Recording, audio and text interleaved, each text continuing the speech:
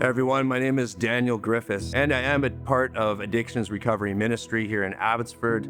And like I said, I'd like to share a little bit of my testimony with you today and be glad to share it and how God's worked in my life.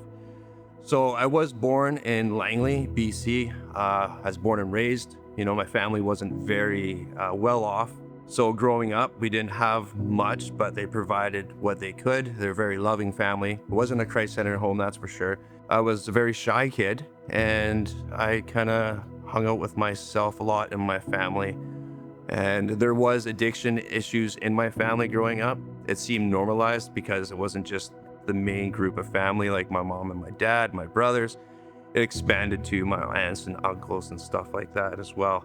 So going into grade 7 summer, that's when I first tried smoking weed and drinking alcohol, and I liked it. I found like it was a place for me to fit in. I followed that into high school, and I stuck with a group that did that because, like I said, I wasn't very academically smart, or at least I didn't think so. I didn't have confidence. So this gave me all the things I thought that I could never have, and I moved forward with that. But this kind of lifestyle, it got me kicked out of high school at around grade 10, grade 11. And I was working a part-time job at the time, but then from there, I decided to go full-time work, not go back to school.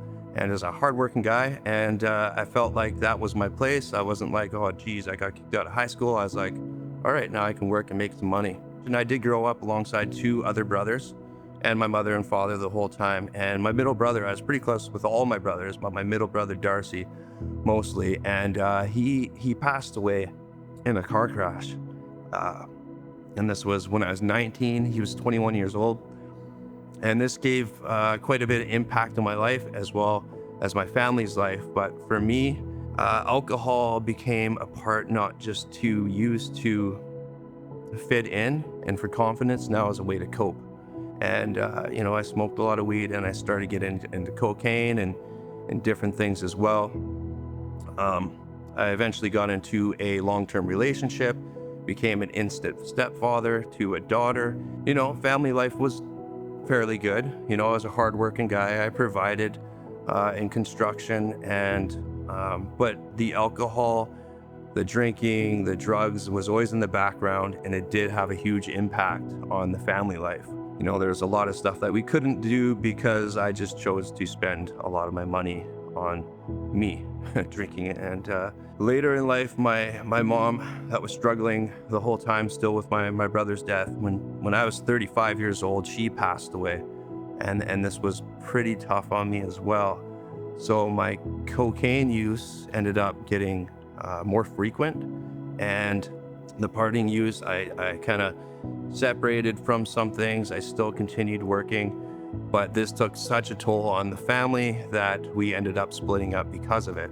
Being with the family less, this left me to my own devices, and this is the time in my life where I ended up being introduced to fentanyl.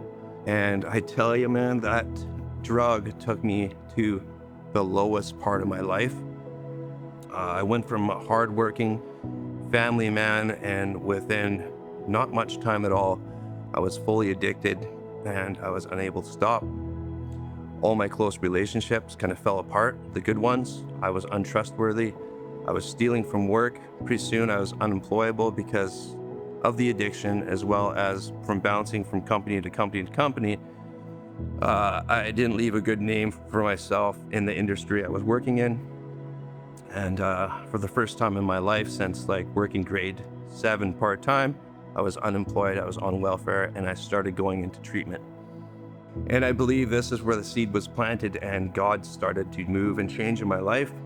It didn't happen right away, and it wasn't automatically. It wasn't like this change and I'm sober and life is great. I fell many times, but each time I got back up. And this last time, I went to a treatment facility here in Abbotsford called Joshua House, and things started to fall together.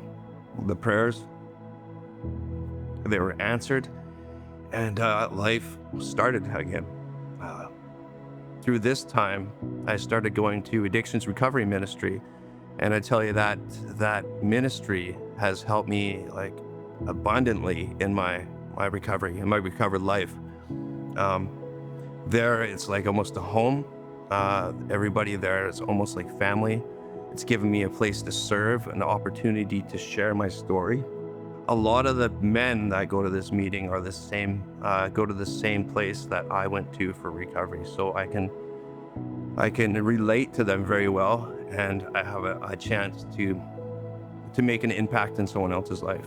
I ended up meeting a woman named Shelly, and Christ-centered as well, and some of the same issues from the past that we're working through.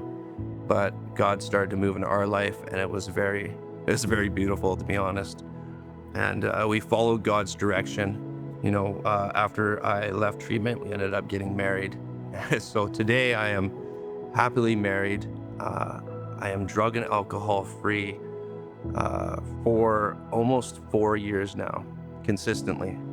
So today, even the friends that I lost in my addiction, the good ones I have back in my life. I work a full-time job. I'm trusted. I'm dependable.